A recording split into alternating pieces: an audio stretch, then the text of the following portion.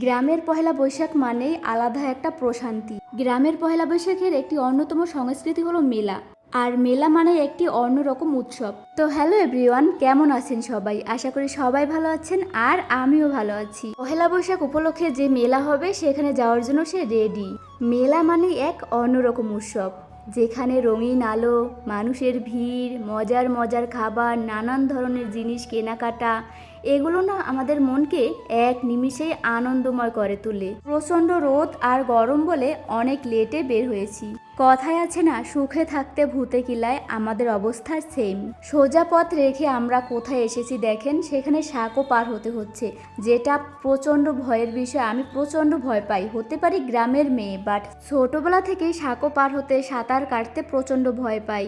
ডানা কাটা পড়ি, হ্যাঁ আমার বৌদি কত কিউট দেখছেন, অনেক কিউট আমার বৌদি। আমার প্রিয় স্কুলের পাশ দিয়েই যাচ্ছে মেলায়। মনে পড়ে গেল সেই পুরনো স্মৃতি, বন্ধুত্ব, মজা, ক্লাস ফাঁকি, আরও কত কি।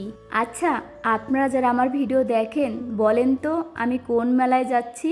আমাদের বাড়ি থেকে না এই মেলা বেশি দূরে না, তবু আমি মাত্র 3বার এসেছি আমার জীবনে। যদিও আমরা অনেক লেট করে এসেছি যাতে রোদ অন্তত না থাকে, কিন্তু প্রচণ্ড রোদ। এই প্রচণ্ড রোদে কেমন গরম হতে পারে বলেন তো।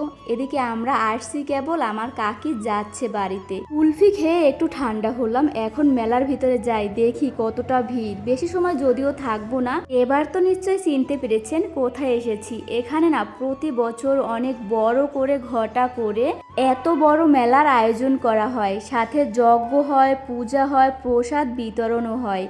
এখানে ছোটবেলায় একবার এসেছি আর বড় হওয়ার পরে এই 2বার। ইদানিং যে পরিমাণে গরম আর যে পরিমাণে কারেন্ট যায়, পাখা তো নিতেই হবে। মন্দিরটি অনেক ভালো লাগে, এত সুন্দর, একদম ইউনিকভাবে মন্দিরটি উঠানো হয়েছে, যদিও পুরো কাজ এখনো কমপ্লিট হয়নি। আমি তো ভয়ে পেয়ে যাচ্ছি, এই মেলার ভিতরে কিভাবে যাব।